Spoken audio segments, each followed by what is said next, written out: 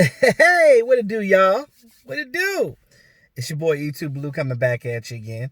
I'm here on a Friday. It's Friday again. Yes, it is. Yes, it is. What it do, y'all? Hope everybody's doing well. You know, I always have to do a wellness check. You hear me?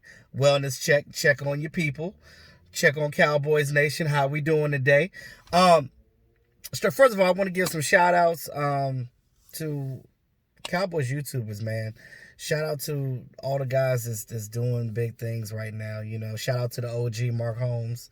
Shout out to Koye Media. Shout out to Foots. Shout out to Law Nation. Shout out to Big Game James. Shout out to the young buck, uh, Skywalker Still, my man. Like these are my boys. Vosh Lombardi. You know what I mean? Like DMV Dallas Cowboys. You know, like we are all in this circle, man. You know, we are doing the damn thing, and it's many more out there as well. Oh yeah, Dallas Cowboy fan 1980. That's my brother too. Shango, can't forget about Shango. Look, man, like we all have different things to bring to you guys, right? We're all different, as far as what we bring to the table. But what brings us together is the star. So there's no hate. Well, for me, there's no hate between me or any other YouTubers. Like I show love and respect to everybody. I work with each and every one of them. Now, there are some that don't like each other for whatever reasons, because one person may have gotten somebody mad or whatever. But I look at it like this. We all are common as far as what we're doing on this YouTube thing. You know what I mean? And as far as bringing the entertainment, the information, whatever the case may be on our vlogs, our podcasts, things of that. Oh yeah. Also shout out to Cowboys blog as well though. He puts in great work as well. So, like this is what we do. And, we all put out this information for you guys and entertain you guys because again, even throughout the off season, there's other YouTubers for other NFL teams that ain't doing nothing in the offseason. Not a damn thing. So, we all have different things that we do. And like I said, I bring you guys this undrafted series. I'm actually working on, after I finish my undrafted series, I'm going into positions. So guys, look out for those videos too. I'll be doing those. Now, I haven't been able to get my live streams in, guys, because I don't have a home right now, technically. I had to, just a little personal thing. I had to move back with my mom. Those of you who don't know, me and the missus are not together anymore. So, we sold our home. So I'm back at square one, trying to get myself back together. And hopefully, with this COVID, it's really messing up, monetary money. I'm gonna buy my own home, hopefully beginning of the year. So I'm gonna try to get some live streams set up. A lot of my stuff is packed up, so I gotta find a lot of my stuff. I have my camera and things of that nature, but it's gonna be a little raw. So my videos are gonna be a little raw for lately. So just bear with me, guys. I'm still gonna be bringing content out, but just so you guys know, it's just a little rough on my end. So I'm trying to get things together. But until then, prayers out to everybody. Those of you that are dealing with family members that may have, gotten sick from the COVID and things of that nature. So prayers up for everybody. Now, as we embark into this season, I am going to do a video because I wanted to talk about this season and the effects and everything. When I was watching Skywalker Still's live stream the other night, they were talking about it, and I gotta give credit to I hate to do it. I really hate to do it. To Eastside Herald, he made a good point about the teams and how this is going to affect. Now I'll talk about that in that video, but I got to give Eastside Herald credit for that. Now, he ain't gonna talk no good about Dallas Cowboys. We know that. But, he was, when he was talking about teams as a whole and how this is gonna affect, it's gonna affect every team. But it's gonna affect teams like the Cowboys more because of the new coaching staff. But I'll get into that later. Now, the guy I want to talk about today, the undrafted guy, Rico Dowdle. Dowdle.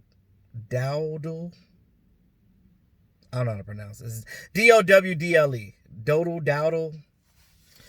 Anyway, you guys probably know better than me. But anyway, he's running back out of South Carolina. Is it South Carolina? Those are the Gamecocks? Is that? Correct me if I'm wrong. South Carolina is the Gamecocks, right? Let me know in the chat. 6 foot, 208 pounds. He was an NFL Combine invite. He was an East-West Shrine Game participant. He was in the game. South Carolina Tenacity Award for offense. He got that award for the offense. Now, there's only one knack that I have on this guy, but I'll explain that after I talk about the good, because we like to talk about the good before we talk about the bad, right? Because again, these are all undrafted guys, and they were undrafted for a reason, correct? So that's the part. Now he's a Nashville, that's Tennessee, Asheville, North Carolina native. So those of you from North Carolina, shout out to all my North Carolina people. You watch his tape, he's definitely a joy to watch. He's a highlight reel running, you look at this guy, he's NFL ready as far as when you look at him run, you're like, that's a pro running back right there. When you see him running by, you're like, that boy is running his ass off. He has great balance, sharp cuts. He's able to make people miss. He gets that head up, that contact with his physicality. I can't talk today, y'all. I can't do it. Just shut it down. But yes, he has great balance, and he's that start-stop speed is what you want in a running back. You want that guy to be able to come through the hole, hit that hole hard and fast. When he sees that guy, stop, start, cut. Sometimes you got to go lateral. Sometimes you got to hit that L drills. And those of you that play football, you know what I'm talking about. Like you hit that and you just hit that right angle and boom, you're off to the races. He isn't afraid to take an assignment head-on collision. Like he can block. Because I know Gary Hawkins is gonna ask, can he block?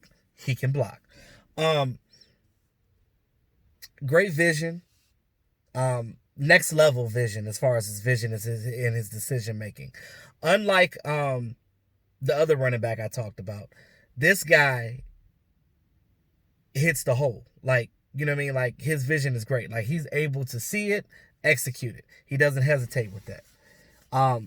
Definitely quick to recover. Like, say if somebody hits him off his path or whatever, like they run into him or whatever and try to tackle him and they miss, he could break that tackle and recover real quickly and get his top speed back up. That's one thing that he's good at. Now, just like I said before with these free agents, these undrafted guys, they were undrafted for a reason. The biggest thing with him is his injuries. If he was able to stay on the field, he would be much more of a guy that he probably would have been drafted in maybe the 4th or 5th round if he was healthy. I mean, there's not enough college tape on him to look at. Like, if you go back, he's been injured a lot. I think, 2019 season, he only played, like, I think 78 snaps or something like that before he got injured. Like, it really, like that's a big concern, is his injury. And he had plenty of those in college. He had a knee injury in 2019, like I said, after 78 carries. Not only with the injuries, but he had the fumbles, a little bit of fumble. He had 8 fumbles in his first 3 seasons in college. And you look at that and you're like, that's actually a lot for him, considering that he was injured a lot. So you talk about like 500 snaps. I think there's only like 500 snaps of game tape on him in college in all the years that he's been playing with South Carolina. So you look at that situation, you're like, okay, we know why he wasn't drafted.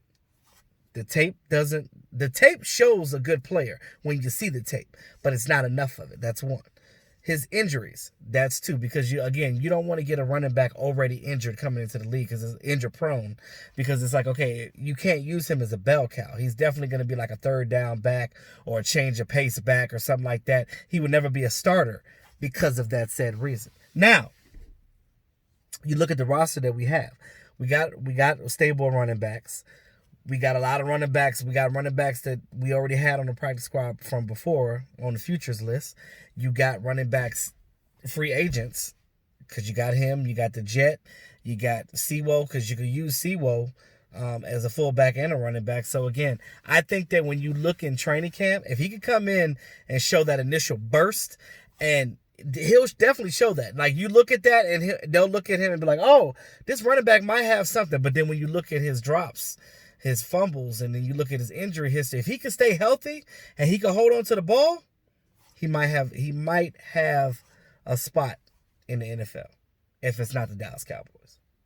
But I don't ever see him as being a starter. That's just me, unless he gets a little bit more durable. Because again, your number one back has to be durable, period.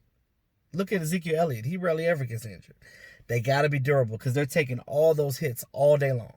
So whatever he needs to do to get that, yeah. So as far as injuries go, I'll talk more about that as a whole in my next video. I'm going to do a video I was be talking about like this season and some things like that. I had some things on my chest I want to talk about.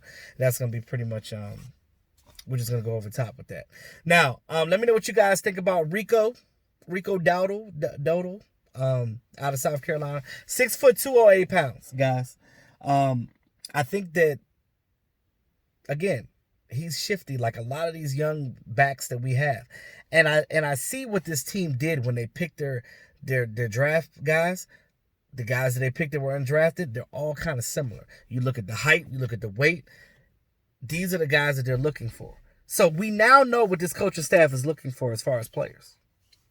Now, if one of these guys come in and show that they can do something more than what the tape shows, oh, that's even better. That's even better. So we'll see what happens with that. Like I said, let me know what you guys think. Thanks again to all my subscribers. I appreciate you guys for being here, supporting me. It's really hard to, do YouTube, and especially if you got things going on in your personal life and you're trying to like do the best you can and things of that nature. But it's a family, and you should be able to confide to your family, and that's how I feel. I look at it all as a family. So, on the E2 show, you're always going to see the positivity. So with that being said, y'all, thanks again to all of you loyal subscribers, all of you guys that comment on every video. It doesn't go unnoticed. I see it. Trust me. Also, too, those of you that are new, go ahead and subscribe. Don't be afraid. Tap it. Hit it a little bit. Play with it. Until it shows that you are subscribed to this channel. It's your boy E2 Blue, always keeping it real. Talk to y'all soon.